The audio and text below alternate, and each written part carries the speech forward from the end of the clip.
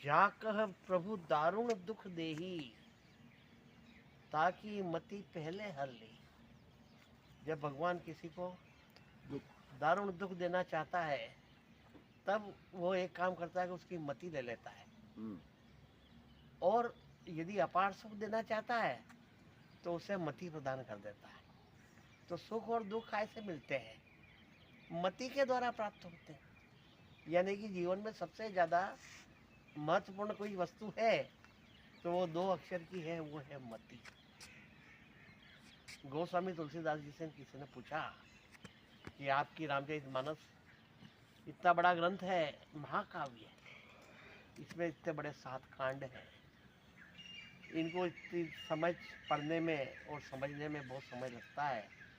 आप तो मात्र हमें पूरी रामचरितमानस का सार किसी एक चौपाई में हो तो वो बता दो, ताकि हम उस चौपाई से हमारे जीवन का परिष्कार करें।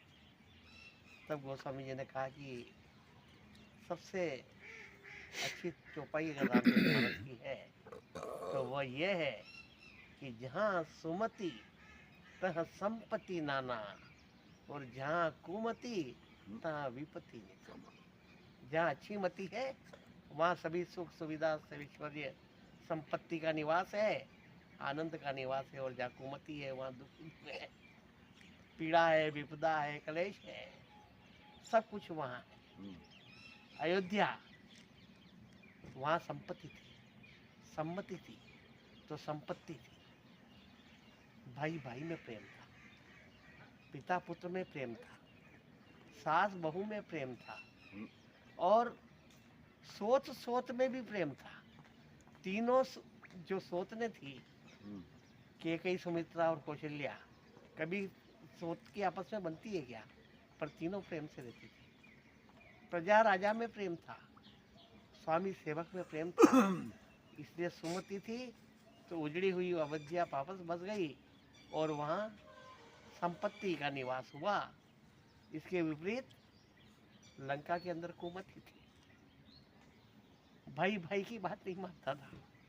विभीषण ने खूब समझाया कि सुमति कुमति सबके उर रही, नाथ पुराण निगम अस कहीं, कि सबके अंदर सुमति और कुमति है। तब उर कुमति बसी विपरीता, हित अनहित मानव रिपुप्रीता। तेरे हृदय में कुमति बस गई है, जो तू जो भला चाहने वाला है उसको तो अपना दुश्मन मानता है, और जो दुश्मन है उसको अपना भला चाहने वाला मान रहा है। तो इस प्रकार से रावण अपने भाई की बात नहीं मानी, नहीं अपनी पत्नी मंदोदरी की बात कभी मानता था। इसलिए उसके अंदर कुमति का निवास था। तो लंका उजड़ गई। और गुरुवाणी में लिखा गुरु नानक देव जी ने कि 1 लाख पुत्र 1.25 लाख नाती, तेई रावण घर दिया न बाती। ये स्थिति कुमति के कारण लंका की हुई, परंतु सुमति से अयोध्या आबाद हुई। इसलिए सुख का सभी स्रोत जो है वो सुमति मति है, और दुख का स्रोत है कुमति। तो ये मति जो है ये कहीं बाजार में मिलती है जो हम खरीद लाए, या हम हमारे पुरुषार्थ से उसे अर्जित करें, या किसी प्रकार से हम मति को हमारे शरीर में स्थापित कर सकते हैं। हमारे हाथ में है ही नहीं, ये मति तो हमें ईश्वर देता है। जब हम निस्वार्थ भाव से, समर्पण भाव से, अन्यान्य भाव से कि आपके बिना हमारा कोई नहीं है, इस प्रकार से निर्मल मन से भगवान की भक्ति करते हैं, उनकी प्रार्थना करते हैं, उनकी पूजा करते हैं, उन्हें याद करते हैं, तो वो हमारे ऊपर प्रसन्न होते हैं और हमें मति प्रदान करते हैं, जिससे हमारा जीवन सुखी होता है। और यदि हम ईश्वर को भूल जाते हैं, उसे याद नहीं करते हैं, तो हमें मति नहीं देता है, और हमें जब मति नहीं मिलती है तो हमारा जीवन दुखों से गिर जाता है और हम परेशानियों का सबब बन जाते हैं।